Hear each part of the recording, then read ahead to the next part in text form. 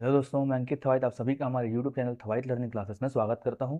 हम आज के वीडियो में देखेंगे 2023 का लास्ट पार्ट रहेगा, जिसमें जो क्वेश्चन बचे हुए थे, जैसे हम 11 से 14 तक देख चुके थे, 15 से 18 तक के क्वेश्चन बचे हैं।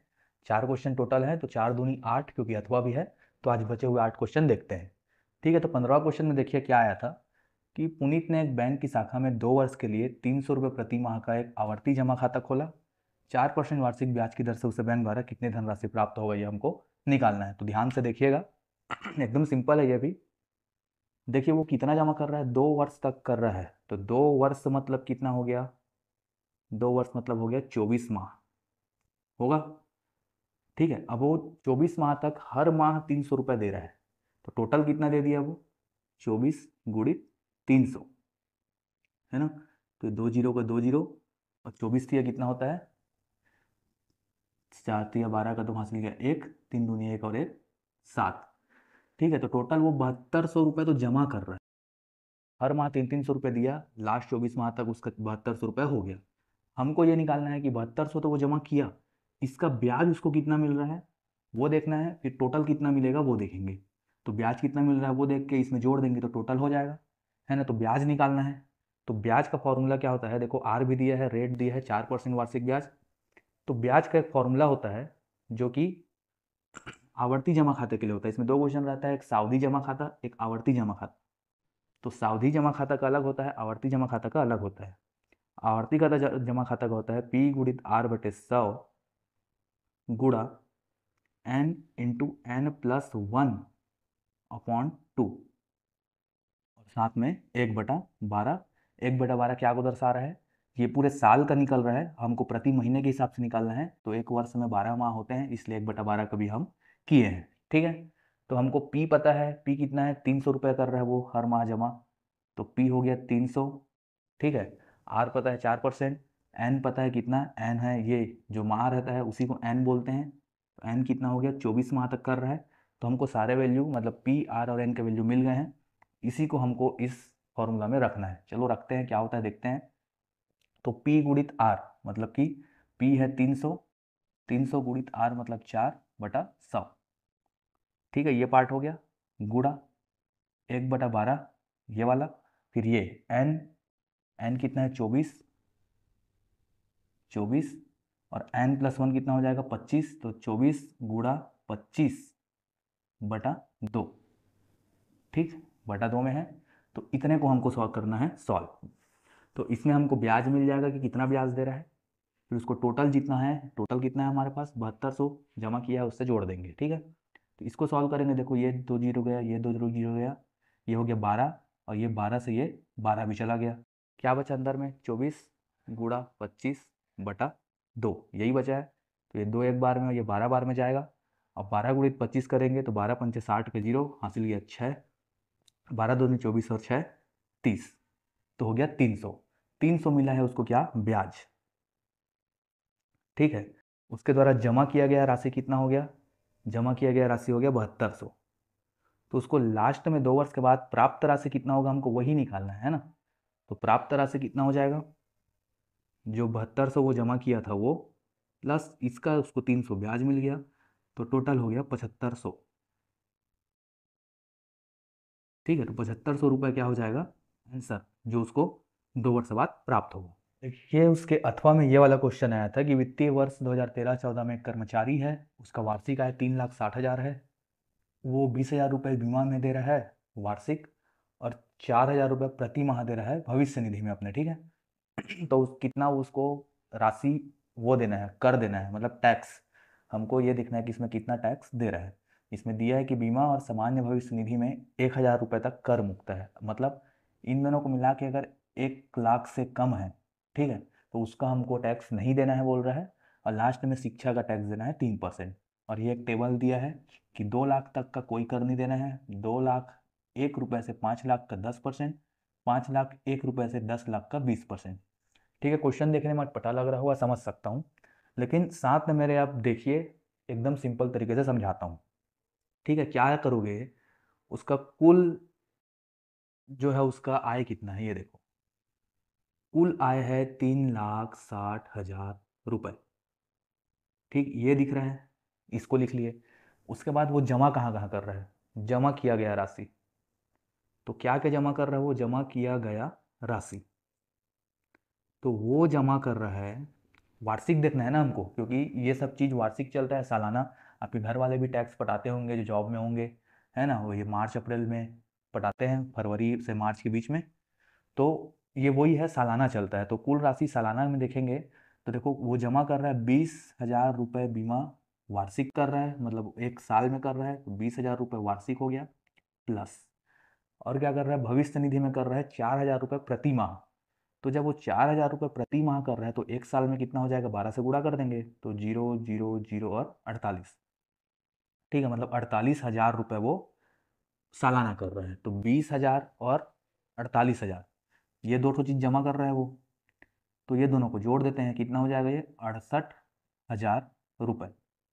अब ये देखो, ये राशि क्वेश्चन में जो दिया है, देखो भविष्य निधि और बीमा दोनों को मिला के 1,00,000 रुपए तक कर मुक्त है। तो ये 1,00,000 से कम है कि ज़्यादा है ये देखना है, तो कम है। तो कम है मतलब इसका उसको टैक्स नहीं देना पड़ेगा। ज़्यादा रहता, मान लो 1,10,000 रहता, तो 1,00,000 तक का टैक्स नहीं देता, जो 10,000 एक्स्ट्रा हुआ है ना उसका टैक्स देता।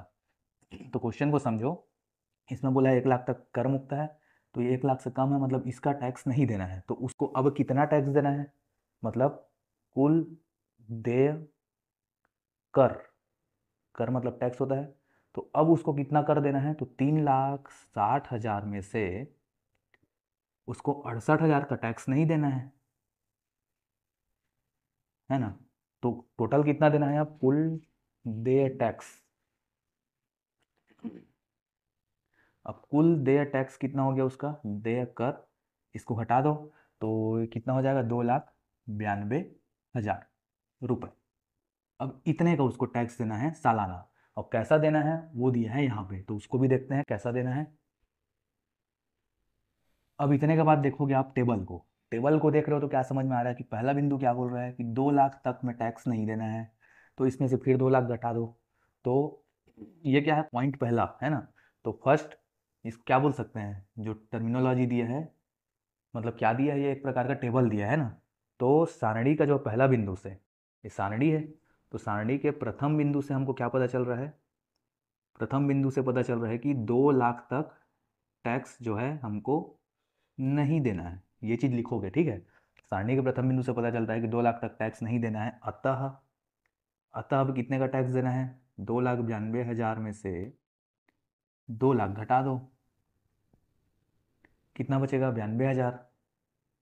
तो इतना लिखने के बाद अब क्या लिखोगे, अब लिखोगे अतः ये हो गया, अब क्या हो जाएगा, अब कुल देय कर कितना हो गया, अब कुल देय कर हो गया 92,000 रुपये, है ना। तो यहाँ ये हो गया कुल देय कर 92,000 रुपये, इसको हटा देते हैं। अब ये 2,92,000 से 92,000 कैसे वो पता चला, सारणी के प्रथम बिंदु से।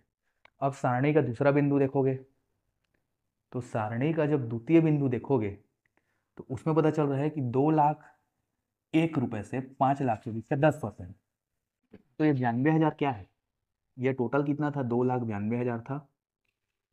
तो ये 2,01 रुपये से 5,00,000 के बीच में आ रहा है, मतलब ये दूसरे बिंदु में आ रहा है। तो इस बीच में उसको 2,00,000 का तो टैक्स नहीं देना है, लेकिन जो 92,000 बच गया, जो 92,000 बचा वो 2,00,000 से ऊपर का राशि है और 5,00,000 से नीचे का राशि है ना। तो उसका उसको 10% देना है। तो दूसरे बिंदु से हमको क्या पता चल रहा है, तो दूसरे बिंदु से जो 92,000 है इसका हमको 10% टैक्स देना है, ठीक है। और तीसरे बिंदु का जरूरत पड़ेगा ही नहीं, क्योंकि ये 5,00,000 तक इसका कुछ चीज़ गया ही नहीं है, 5,00,000 से 10,00,000 के बीच का कुछ लेना देना ही नहीं है, तो इसका लेना देना नहीं है इस क्वेश्चन में। तो इसका 10% करोगे तो ये गया, कितना बचा, 92,100 रुपये। तो इतना उसको टैक्स देना है, ठीक है। कुल देय टैक्स, कुल देय कर 92,000, सॉरी 92,100 रुपये उसको देना है। अब लास्ट में एक बिंदु ये भी है, शिक्षा कर देना है 3%। तो इसका मतलब क्या है, अब ये 92,100 हो गया, है ना। कुल देय कर कितना हो गया, अब 92,100 रुपये। अब ये लास्ट बिंदु है, बस फिर कंप्लीट हो जाएगा। शिक्षा कर देना है 3%, तो जितना है ना, शिक्षा कर निकालोगे अब, तो शिक्षा कर निकलेगा 92,100 रुपये का 3%।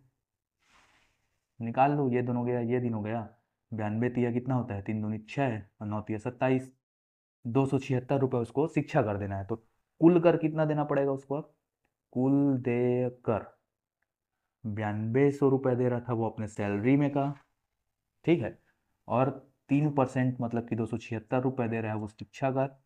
तो टोटल हो गया ये 92 तो 94,176 रुपये, और यही क्या हो जाएगा हमारा आंसर, यही उसको टैक्स देना है। तो क्वेश्चन दिखने में बड़ा अटपटा जरूर है, अगर आप स्टेप बाय स्टेप मेरे साथ समझे हैं तो ये क्वेश्चन बहुत ही सिंपल लगा होगा। देखो ये त्रिभुज का क्वेश्चन है जिसमें पी क्यू आर का हमको रचना करना है। पी क्यू आर त्रिभुज के परिगत मतलब उसके बाहर बाहर वृत्त का रचना करना है। जैसे त्रिभुज रहेगा उसके बाहर, ये त्रिभुज है तो इसके बाहर एक वृत्त का रचना करना है, ठीक है, जिसमें कुछ कुछ दिया है और रचना का पद भी लिखना है, ठीक है। सिंपल क्वेश्चन है, टेंशन नहीं है इसको सॉल्व करने के लिए। सॉल्व करोगे तो सबसे पहले क्या करोगे, देखो पहले मैं डायग्राम समझाता हूँ, ठीक है, फिर रचना का पद बताऊंगा कैसा लिखना है। सबसे पहले त्रिभुज पी क्यू आर बनाएंगे। तो पहला स्टेप में क्या करोगे, त्रिभुज पी क्यू आर का रचना लिखोगे, त्रिभुज पी क्यू आर का रचना, ठीक है। ये चीज़ बाकी लोग नहीं लिखेंगे क्योंकि इस चीज़ को बाकी लोग बताते भी नहीं है, तो दूसरे स्टूडेंट इसको नहीं लिखेंगे, जो इसको देख रहे हैं वही लिखेंगे। तो पी क्यू आर का रचना पहले कैसे करोगे, सबसे पहले देखो क्यू आर 6 सेंटीमीटर स्केल रहेगा, स्केल से आप 6 सेंटीमीटर कैसे करके लाइन खींच दिए, ये हो गया 6 सेंटीमीटर, जिसमें पी के बाद क्या है, ये क्यू आर है, ठीक है, ये क्यू है, ये आर है। क्या किया हम, जो किए वो लिखेंगे। पहला पॉइंट क्या किए, एक रेखा, क्या रेखा खींचे, एक रेखा क्यू आर खींचे, ठीक है, जो 6 सेंटीमीटर है। पहला लाइन हो गया। दूसरा लाइन, अभी पहले त्रिभुज बना रहे हैं उसके बाद वृत्त बनाएंगे, बाकी लोग डायरेक्ट वृत्त बनाएंगे, त्रिभुज भी बनाएंगे लेकिन लिखेंगे नहीं उसको। अब क्या करना है, देखो कोण क्यू 65 डिग्री, तो यहाँ पे चांदा रहेगा आपके पास, चांदा रखो, 65 डिग्री लगभग लगभग यहाँ पे आएगा। तो इसको ऐसे करके सीधा एक लाइन खींच दो, ठीक है, ऐसा करके। अब आर 40 डिग्री, तो आर में यहाँ चांदा रखो, इसका 40 डिग्री इधर आएगा इस साइड वाले में, तो उसको ऐसे करके खींच दो, ठीक है। तो वो जहाँ पे मिल रहा है वो क्या हो गया, पी हो गया, ठीक है, इधर इधर को मिटा दो। तो ये पी क्यू आर हमारा बन गया, जहाँ क्यू कितना है 65 डिग्री है और आर कितना है 40 डिग्री, ठीक है। ये डायग्राम बन रहा है, आप लोग चांदा और स्केल से बनाओगे तो एग्जैक्ट बनेगा, ये मैं सिर्फ समझा रहा हूँ कि ऐसा होता है। तो जो कि वो लिखेंगे। दूसरा क्या करेंगे कि जो क्यू से है ना 65 डिग्री का कोण बनाएंगे और रेखा खींचेंगे, कोण बनाया और रेखा खींचा, ठीक। तीसरा पॉइंट वही करेंगे, क्या, आर से कितना का बनाए, आर से 40 डिग्री का कोण बनाए और रेखा खींचे, ठीक है। फिर चौथा चौथा पॉइंट क्या होगा, तो क्यू व आर का रेखा जहाँ मिला, क्यू और आर का रेखा कहाँ मिला, रेखा जो है पी में मिलता है, बिंदु पी में, रेखा पी बिंदु में मिल रहा है, तो उसको जोड़ देते हैं सबको खींच के। तो लास्ट में क्या हो गया, त्रिभुज पी क्यू आर बन गया, त्रिभुज पी क्यू आर बन गया, जिसमें क्या क्या है, जिसमें क्यू आर 6 सेंटीमीटर है, कोण क्यू 65 है और कोण आर 40 है, ठीक। इतना हो गया, इतने से बन गया आपका त्रिभुज। ये पहला स्टेप क्लियर हो गया, इसको कर देते हैं गायब, ठीक। त्रिभुज का रचना हो गया। दूसरा आप क्या करेंगे, वृत्त का रचना। अब दूसरा पॉइंट कर रहे हैं वृत्त का रचना, ठीक है। टफ तो नहीं था, सिंपल था, समझ में आया होगा। अब वृत्त का रचना करने के लिए क्या करेंगे, देखो क्यू और आर 6 सेंटीमीटर है, इसका आधा कितना होगा, 3 सेंटीमीटर यहाँ पे। पी और क्यू कितना सेंटीमीटर है, स्केल से नाप लो, उसका आधा कर लो, वो लगभग यहाँ पे आएगा। अब क्या करेंगे, वृत्त की रचना का पहला पॉइंट क्या रहेगा कि जो रेखा क्यू आर है वह पी क्यू के लंब जो है रेखा खींचे। और कैसा रेखा खींचेंगे, ऐसा रेखा खींचेंगे जो पी क्यू व क्यू आर को दो बराबर भागों में बांटता होगा, दो बराबर भागों में बांटेगा, ठीक है। ये जो लिख रहा हूँ जरूरी नहीं आपको ऐसे ही लिखना है, आप अपने भाषा में लिखिए, लेकिन जो डायग्राम में हो रहा है वही लिखना है। त्रिभुज बन गया है, त्रिभुज बनने के बाद देखो क्यू आर के लंब एक ऐसा करके रेखा खींचो, ठीक है, पी क्यू के लंब ऐसा करके रेखा खींचो, अगर आप इसको नापना नहीं चाहते तो भी कोई दिक्कत नहीं है, प्रकार तो होगा ही। प्रकार में एक निश्चित दूरी सेट कर लो, क्यू में रखो, ऐसे करके चाप काटो, पी में रखो, ऐसे करके चाप काटो, और उसी के बीच में रेखा को खींच दो, तो वो भी पी और क्यू को दो बराबर भागों में बांट देगा। ठीक है, तो यह बांटे खींचे वो क्या हो गया, ओ, तो उसी को लिखो, दो बराबर भागों में बांटेगा, है ना।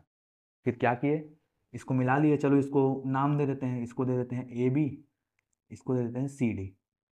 तो ए बी व सी डी खींचे, ए बी व सी डी खींचे, जो कहाँ मिल रहा है, जो बिंदु ओ में मिल रहा है, मिल रहा है ना ओ में। तो इतना लिख दिए। अब लास्ट पॉइंट क्या लिखेंगे, लास्ट पॉइंट ये करो, ओ से पी तक का दूरी को नापो। ठीक है, ओ पी के बराबर दूरी लेकर, दूरी लेकर बोलो या त्रिज्या लेकर बोलो, क्योंकि वृत्त में त्रिज्या रहता है, तो त्रिज्या लेकर बोलो या दूरी लेकर बोलो, दोनों चलेगा। तो ओ पी के बराबर दूरी लेकर क्या किए, एक वृत्त बनाए। किसके सहायता से बनाएंगे वृत्त, प्रकार की सहायता से। तो प्रकार का नुकीला हिस्सा को यहाँ रखे, ओ पी के बीच की दूरी नापे, इस दूरी को, और इसको नापने के बाद ऐसा करके स्केल से, प्रकार से ऐसा करके वृत्त बना दिए। ठीक है, तो जैसे ही बनाओगे वृत्त, तो लास्ट पॉइंट क्या रहेगा, तो जो वृत्त है वो कोण P को, कोण R को और कोण Q को स्पर्श कर रहा है, छू रहा है, यहाँ पे वो स्पर्श कर रहा है। ठीक, और लास्ट लाइन, पांचवा लाइन क्या लिख दोगे, कि अभिष्ट जो चाहिए था, अभिष्ट का मतलब जो चीज़ हमको निकालना था उसको एक शब्द में अभिष्ट बोलते हैं, तो अभिष्ट वृत्त प्राप्त हुआ। ठीक है, तो इस प्रकार से ये रचना का पद को लिखना है। मैं दोनों का बता दिया, त्रिभुज का भी और वृत्त का भी, और सिंपल भाषा में समझाने का कोशिश किया हूँ, उम्मीद आपको समझ में आया होगा। देखिए, अथवा में एक क्वेश्चन आया कि पी क्यू आर का रचना करना है, और उसी में एक और त्रिभुज का रचना करना है ए बी सी, जिसमें A B is equal to 2/3 P Q हो। इसको ये कैसा होगा, देखो पिछला क्वेश्चन समझ में आया है तो ये भी समझ में आएगा ही। सबसे पहले क्या करोगे, एक जो है ये बना लिए कोण। ठीक है, या ये बन गया त्रिभुज, चलो पी क्यू आर। ठीक, रचना का पद में पहला पद क्या लिखोगे, किसी भी माप का, इसमें माप दिया नहीं है तो किसी भी माप का क्या किए, पी क्यू आर बनाए। ठीक, अब मैं देखो यहाँ पूरा नहीं लिख रहा हूँ, लेकिन बोल पूरा रहा हूँ, तो लिखना आप पूरा, किसी भी माप का त्रिभुज पी क्यू आर बनाया। दूसरा पॉइंट, दूसरा पॉइंट क्या किए, कि पी से एक रेखा खींचे ऐसा करके, जो कि जा रहा है एक्स, पी एक्स। ठीक है, तो एक रेखा खींचे पी से पी एक्स, जो क्या है, न्यून कोण है, 90 अंश से कम है, तो जो न्यून कोण रहेगा। ठीक है, न्यून कोण, तो ये चीज लिखना कि पी से पी एक्स रेखा खींचे, जो कि क्या है, ये क्यू पी एक्स, ये है न्यून कोण, ये चीज लिख देना। दूसरा पॉइंट हो गया। तीसरा पॉइंट, अब ये देखो कि A B is equal to 2/3 P Q दिया है, तो उसी हिसाब से हमको बनाना है। तो नीचे में कितना है 3, ऊपर में कितना है 2। तो अब क्या करेंगे, ये पी से एक प्रकार रहेगा, प्रकार से निश्चित दूरी तय कर लो, उसको फिर छेड़खानी नहीं करना है, पी में रखना, ऐसा करके इस साइड खींचना एक ठो, फिर यहाँ पे रख के फिर इधर खींचना, यहाँ पे रख के फिर इधर खींचना। ठीक है, तो इस प्रकार से क्या होगा, इस प्रकार से आपको ये, इसको P1 मान लो, इसको P2 मान लो, इसको P3 मान लो। तो जो P1 से P और P1 से P2 और P2 से P3 सारा दूरी क्या है, बराबर है। क्यों, क्योंकि प्रकार में हम छेड़खानी नहीं किए हैं। तो यही चीज़ को लिखना है कि रेखा PX में, ये सब काम हो रहा है PX में, तो रेखा PX में एक निश्चित दूरी लेकर चाप काटा, जो कैसा रहेगा, P1 बराबर रहेगा P1 P2 के, बराबर रहेगा P2 P3 के। ये किया, ठीक है, मैं बोला हूँ वही लिखना। रेखा PX में एक निश्चित दूरी लेकर बराबर चाप काटा, जहाँ P1 P is equal to P1 P2 is equal to P2 P3, ये तीनों बराबर हो गया। अब क्या किए, अब किए P3 से Q को मिला दिए, लिख दो, P3 से Q को मिलाया, मिला लिए। मिलाने के बाद क्या किए, P2 से एक रेखा खींचे जो इसके समांतर है। ठीक है, तो इसके समांतर एक रेखा खींचे जो कि है बी, ठीक है। तो पी टू बी, तो यही लिखना है अगला लाइन कि पी टू बी खींचा, है ना, जो कैसा है, जो पी थ्री क्यू के समांतर है, जो ये होते जा रहे हैं आगे, ऊपर मिटाते जा रहा हूँ, ठीक है। जो क्या है, पी थ्री क्यू के समांतर है। समांतर मतलब समझ गए ना, यहाँ से यहाँ तक का दूरी और यहाँ से यहाँ तक का दूरी दोनों सब समान रहेगा। इसको ऐसा लिख सकते हो चाहो तो कि पी टू बी समांतर है पी थ्री क्यू के, ठीक है। ये हो गया, पांचवा पॉइंट हो गया ये। अब छठवां पॉइंट लिखेंगे। अब छठवां पॉइंट क्या करोगे, सेम। अब बी से ये रेखा, एक रेखा क्या है पी आर, तो पी आर में, है ना, ये रेखा पी आर में बी से एक रेखा खींचा। वो रेखा कैसा रहेगा, वो रेखा रहेगा बी सी, मतलब ये करके एक ऐसा करके रेखा खींचे जो कि ये सी हो गया। ये खींचा और ये कैसा रहेगा, ये रहेगा क्यू आर के समांतर, मतलब यहाँ क्यू आर के समांतर रहेगा बी सी, ठीक है। ये वाला इसके समांतर है, ये वाला इसके समांतर है। तो इतना करने के बाद सातवां पॉइंट देखोगे तो ये P है, यहाँ पे A भी लिख सकते हो। तो ये पी क्यू आर बड़ा त्रिभुज हो गया, वहीं पे ए बी सी छोटा त्रिभुज प्राप्त हो रहा है कि नहीं, तो त्रिभुज ए बी सी प्राप्त हुआ। बस इतना ही करना है। देखिए अगला क्वेश्चन है, एकदम सिंपल है, आराम से समझ में आएगा। कोई टीला है, ठीक है, ये मान लो टीला है एक, ये एक टीला है जो कि है पी क्यू। इस टीले के मैदान में जो है दोनों ओर जो है मकान है, मतलब एक मकान इस साइड है, एक मकान इस साइड है। तो इधर जो मकान है उसको ए मान लो, इधर जो मकान है उसको बी मान लो, ठीक है। ये मकान हो गया छोटा छोटा, इसको ऐसे करके मिला दिए। ये ज़मीन है, ये ज़मीन में एक टीला है, मतलब ऊंचाई वाला जगह है जिसके दोनों साइड मकान है। एक साइड है ये ए, एक साइड है ये बी। ए बी मकान हो गया। अब क्या कब बोल रहा है देखो, ऑनमन कोण एक साइड का 30 है, इस साइड का और उस साइड का 60 है। तो यहाँ से इसको जोड़ोगे तो ये लगभग 30 डिग्री बन रहा है, और यहाँ से इसको जोड़ोगे तो ये 60 डिग्री बन रहा है। ऐसा क्वेश्चन बोल रहा है। और टीले का ऊंचाई मतलब पी क्यू कितना दिया है, 60 मीटर। हमको क्या निकालना है, मकानों के बीच का दूरी, मतलब ए क्यू प्लस क्यू भी निकालना है। यही हमको निकालना है। क्वेश्चन समझ में आ गया होगा इतने में। अब जो जो किए हैं वो लिखते हैं, ठीक है। क्या करेंगे, माना पी क्यू टीला है जिसका ऊंचाई कितना है एच, 60 मीटर, ठीक। दूसरा चीज़ क्या किए, जो मकान है दोनों साइड, मकान को मान लिए ए व बी है, ठीक है। जहाँ कोण ए बन रहा है कितना, 30 का, और बी बन रहा है कितना, 60 का। ये दो चीज़ कर लिए। अब देखो यहाँ बन रहा है दो त्रिभुज, एक बन रहा है पी क्यू ए और एक बन रहा है पी क्यू बी। तो पहले पी क्यू ए में देखते हैं। तो पी क्यू ए से हमको ए क्यू का वैल्यू चाहिए, है ना। तो पी क्यू ए में एक चीज़ जानते होगे कि एक फॉर्मूला होता है लाल बटे कक्का। ये फॉर्मूला नहीं होता, ये हम लोग हमारे समय में याद करने के लिए ऐसा बनाए थे। इसका मतलब क्या होता है, देखो ये साइन का होता है, ये कॉस का होता है, ये टेन का होता है, ठीक है। तो हमको क्या चाहिए, पी क्यू चाहिए। पी क्यू चाहिए तो ये टेन वाले को देखो, लंब बटे आधार, इसका मतलब ये है लंब आधार लंब कर्ण कर्ण लंब, ठीक है।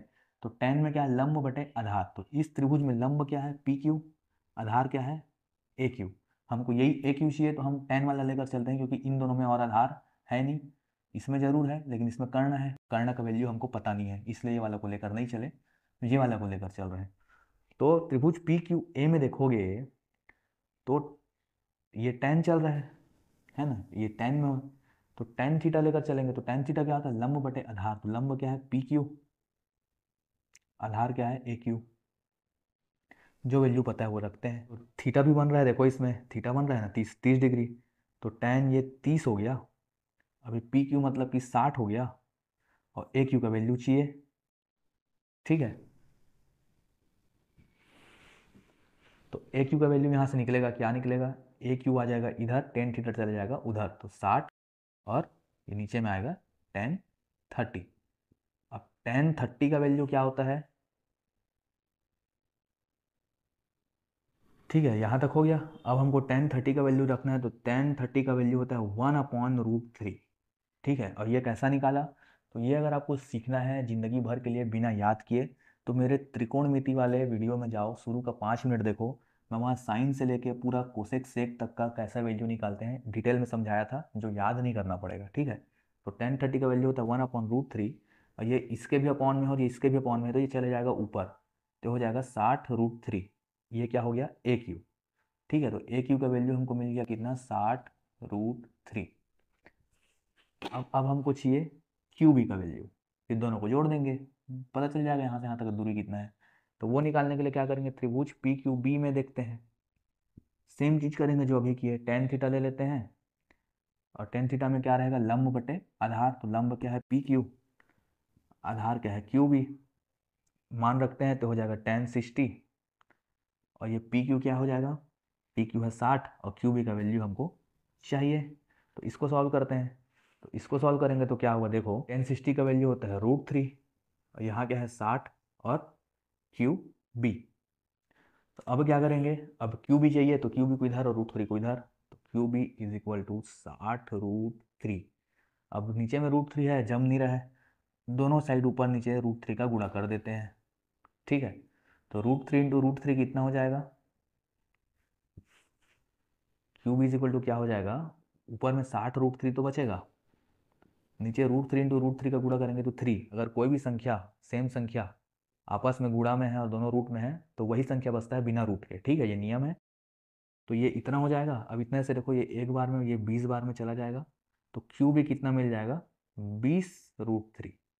ए क्यू कितना मिला है, 60√3। हमको ए भी चाहिए, तो ए भी कितना हो जाएगा, ए भी हो जाएगा AQ प्लस QB, मतलब 20√3 प्लस 60√3 कितना हो जाएगा, 80√3 मीटर। और यही क्या है हमारा आंसर, तो यही निकालना था, ये आ गया 80√3 मीटर। तो इस प्रकार से ये वाला क्वेश्चन बनेगा, सिंपल है, समझने का कोशिश करो बस, त्रिकोणमिति का छोटा सा लॉजिक लगा है। ये अभी जो क्वेश्चन देखे उसी के साथ अथवा में आया था, 6 नंबर का क्वेश्चन था, इससे पहले देखे थे 17 नंबर का वो भी, और ये अथवा में है ये भी। एकदम सिंपल क्वेश्चन है, फ्री का नंबर है ये, 4 स्टेप में हल होता है मात्र ये। ठीक है, हमको प्रूव करना है, इतना लेकर चलना है, इतना लाना है। लेफ्ट हैंड साइड लेकर चलते हैं हम। लेफ्ट हैंड साइड में देखो क्या है, ये है, दिख रहा है। इतना में देखो क्या करेंगे, इसको क्या लिख सकते हैं, 1 plus cos theta upon, root को अलग अलग कर दिए बस, ये एक साथ है, इसको अलग अलग कर दिए, उससे फर्क कुछ नहीं पड़ना है। तो ये इसको ऐसा लिखा जा सकता है बिल्कुल, तो इसको ऐसा लिख दिए। ठीक है, इस स्टेप में कुछ नहीं किए हैं, अलग किए हैं बस। अगला स्टेप क्या करोगे, ये बीच में बराबर है, इसका गुणा इससे होगा, इसका गुणा इससे होगा, और इन दोनों का बस में गुणा होगा। बोलने का मतलब अगर ऐसा रहता है तो A का गुणा D से होता है, प्लस B का गुणा C से होता है, और नीचे B का गुणा D से होता है। वही चीज़ यहाँ करेंगे, इसका गुणा इससे करेंगे, देखो दोनों सेम है, दोनों सेम है मतलब कि दोनों सेम है, तो ये हो जाएगा स्क्वायर, प्लस ये देखो दोनों दोनों सेम है, तो इसका मतलब क्या है, ये रूट में रहेगा, ये भी हो जाएगा स्क्वायर, अपॉन नीचे में क्या है, देखो ये A-B, A+B के फॉर्मूला में जम रहे हैं ना, तो ये इसका फॉर्मूला क्या होता है, A² माइनस B²। तो A² मतलब कि 1 का स्क्वायर, माइनस B² मतलब कि कॉस का स्क्वायर। ठीक, इतना समझ में आया है, कुछ नहीं किए हैं, एक ही स्टेप चले हैं, अलग किए हैं और इसका आपस में गुणा किए हैं, तो ये आ गया है। अगला स्टेप क्या करेंगे, इसका स्क्वायर करेंगे, तो ये स्क्वायर और ये रूट कैंसिल हो जाएगा, क्या बचेगा, 1 प्लस कॉस थीटा ही बचेगा, यहाँ से बीच में प्लस है, यहाँ से क्या बचेगा, 1 माइनस कॉस थीटा ही बचेगा, नीचे ये क्या बचेगा, देखो ये 1 माइनस कॉस स्क्वायर थीटा क्या होता है, साइन स्क्वायर थीटा, जो कि रूट में है, तो इसको रूट में ही लेकर चलते हैं। ठीक है, ये फॉर्मूला होता है, मैं बताया था कॉस को उल्टा साइन, साइन को उल्टा कॉस होता है, तो 1 माइनस कॉस स्क्वायर थीटा है तो साइन स्क्वायर थीटा होगा, 1 माइनस साइन स्क्वायर थीटा है तो कॉस स्क्वायर थीटा होगा। उसी से ही आधा त्रिकोणमिति का फॉर्मूला खत्म हो जाता है। अब देखो यहाँ से ये कॉस थीटा और ये cos theta cancel, plus minus में है, ऊपर में बचा 2, नीचे साइन स्क्वायर थीटा है, इसको हम साइन थीटा लिख सकते हैं, क्योंकि ये स्क्वायर से ये वाला रूट कैंसिल हो जाएगा। अब इतने को क्या लिख सकते हैं, इतने को 2 गुणित 1 अपॉन साइन थीटा लिख सकते हैं, अब 1/sin थीटा का फॉर्मूला होता है कोसेक थीटा, जो हमको चाहिए था। तो ये क्या हो गया, 2 कोसेक थीटा, मतलब हो गया प्रूफ, राइट हैंड साइड आ गया। तो इस प्रकार से वाला क्वेश्चन करना है, 5 स्टेप का है, 6 नंबर देकर जाएगा। ये अगला देखो 6 नंबर का क्वेश्चन, जो कि 6 नंबर के लायक नहीं है। क्यों? क्योंकि बहुत ही सिंपल है। कैसे सिंपल है आप खुद समझेंगे। सॉल्व लिखेंगे, देखो क्वेश्चन है, दो क्रमागत सम धनात्मक प्राकृत संख्याओं के वर्गों का योग 164 है, तो वे संख्याएं ज्ञात करना है। मानेंगे सबसे पहले कि माना जो पहला संख्या है वो क्या है, पहला संख्या है x, तो दूसरा संख्या क्या हो जाएगा, दूसरा संख्या हो जाएगा x प्लस 1, है ना। नहीं, 1 क्यों होगा, क्यों, देखो ये बोला है सम धनात्मक संख्या, अगर पहला संख्या x है तो दूसरा संख्या x प्लस 2 होगा। क्यों? क्योंकि अगर आप किसी भी संख्या में एक जोड़ोगे, किसी भी सम संख्या में, किसी भी सम संख्या में ले लो, एक जोड़ोगे तो वो विषम आता है, लेकिन किसी भी सम संख्या में दो जोड़ोगे तो सम आएगा। तो इसीलिए हम पहला जो सम संख्या माने हैं x माने हैं, पहला सम संख्या x है, यही लिखना, माना पहला सम संख्या x है तो दूसरा संख्या ऑटोमेटिक पता चलता है कि x प्लस 2 होगा। और क्रमागत बोला है तो लाइन से ही लेना है, x प्लस 4 नहीं ले लेना है। लोगे तो पहला संख्या x प्लस 2 लोगे, तब दूसरा संख्या x प्लस 4 लोगे, ठीक है। पहला संख्या x हो गया, दूसरा संख्या x प्लस 2 हो गया, मान लिया इतना। इनके वर्गों का योग बोला है, तो प्रश्नानुसार जो बोला है वो करते हैं। तो प्रश्नानुसार x का स्क्वायर और x प्लस 2 का स्क्वायर को जोड़ेंगे तो 164 आएगा, यही बोलना है क्वेश्चन का, उसको हम लिख दिए। इसको सॉल्व करेंगे, x का वैल्यू निकालेंगे, x का वैल्यू जैसे ही निकलेगा यहाँ पे रख देंगे, पहला संख्या तो वही हो जाएगा जो x निकलेगा वो, और दूसरा संख्या उसमें 2 जोड़ देंगे। तो इसी को सॉल्व करना है, इसमें कुछ और ज़्यादा नहीं है। एक्स स्क्वायर हो गया ये, प्लस ये a प्लस बी का स्क्वायर है, मतलब a square plus B square plus 2ab, तो 2a और b करेंगे तो 4x आ जाएगा, इज इक्वल टू 164 है। इसको ले आओ इस साइड, ठीक है। ये कितना हो जाएगा, 2x स्क्वायर हो जाएगा, ये यहाँ से क्या बच रहा है, ये 4x और ये 4, और ये इधर आ गया 164 इज इक्वल टू 0।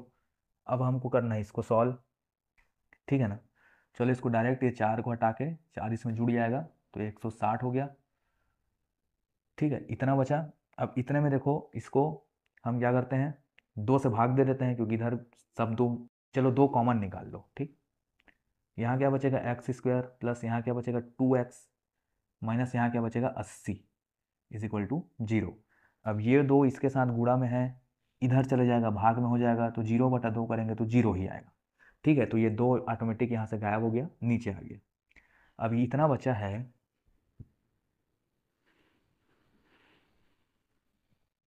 ठीक, इतना बचा है। अब इसको हमको करना है सॉल्व, तो इसको कैसे सॉल्व करना है पता है, बीच वाले संख्या को ऐसे दो संख्याओं में तोड़ना है कि जिनका जोड़ने घटाने पर 2 आए और गुणा करने पर 80 आए।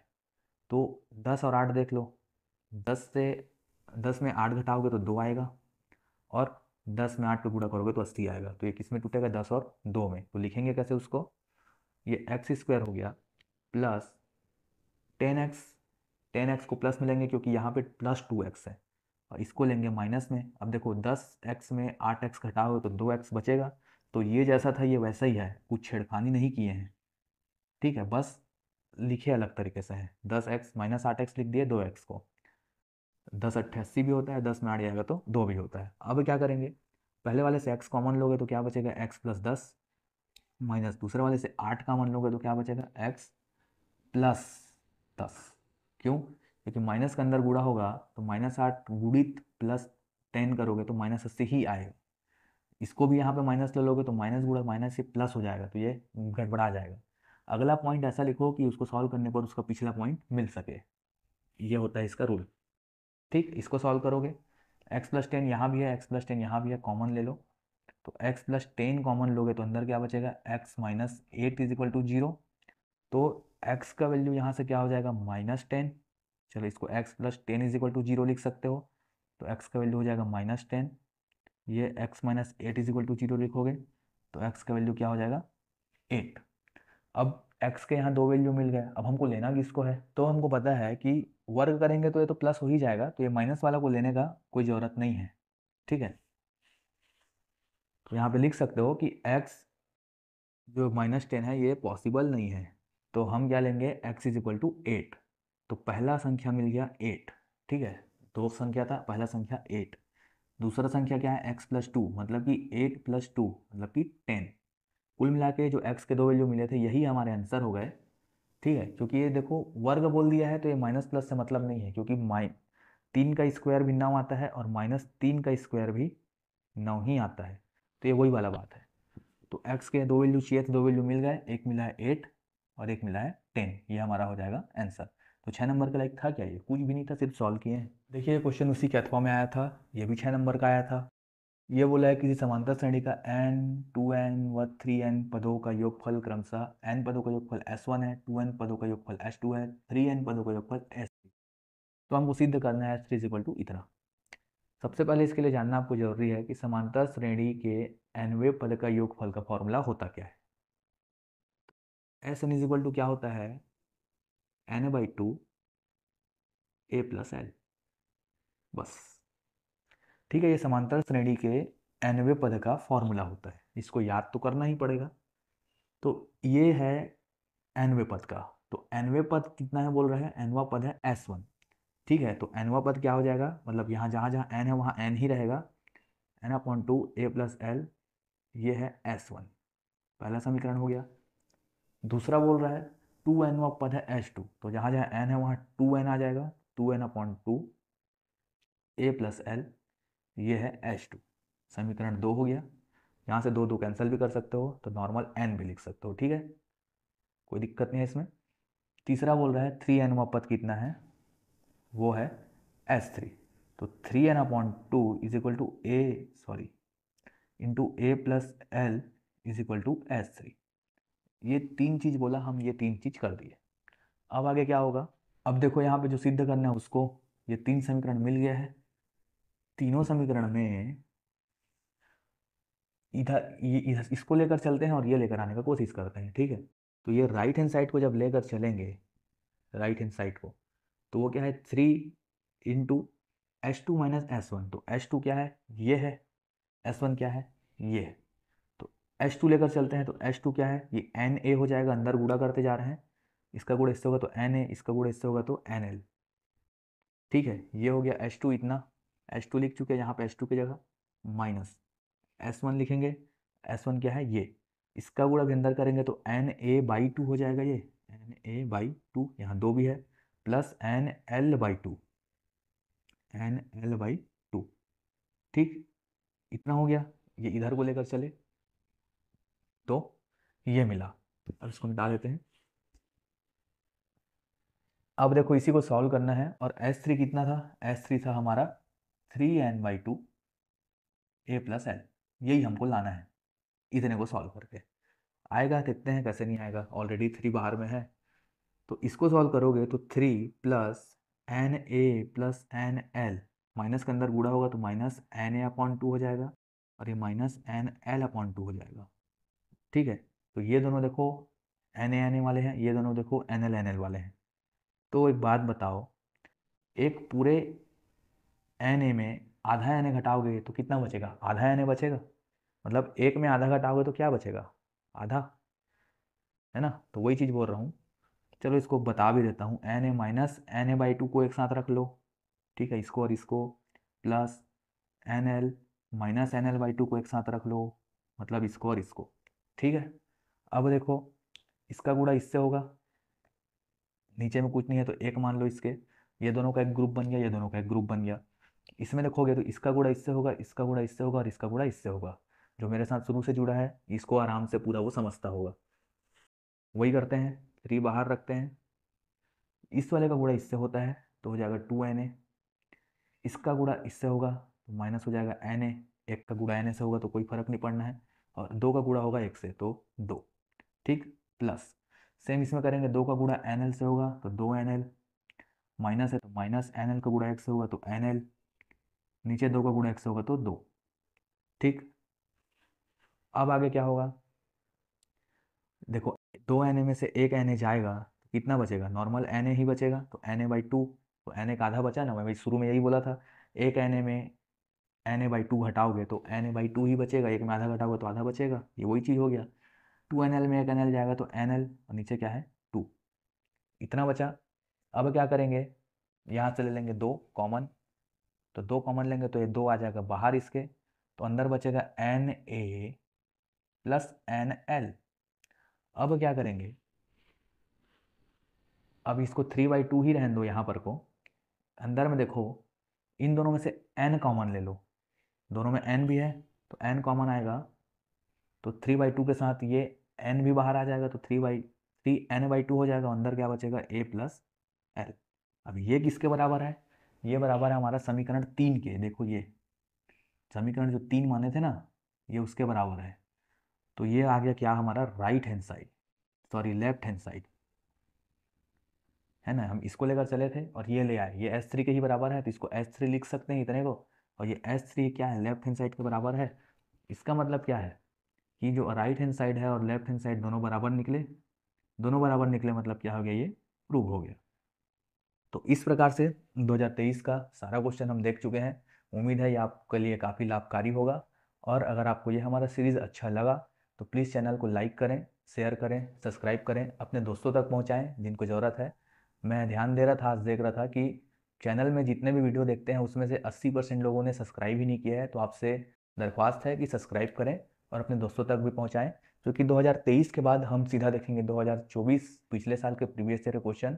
तो ये 22, 23, 24 का अगर आप पूरा देख लें तो आपका पास होना गारंटी है। आप मेरे साथ जुड़े रहिए, समझते रहिए, और अब तक जुड़े रहने के लिए धन्यवाद। हम मिलेंगे आगे अगले वीडियो में 2024 के क्वेश्चन पेपर के सॉल्यूशन के साथ।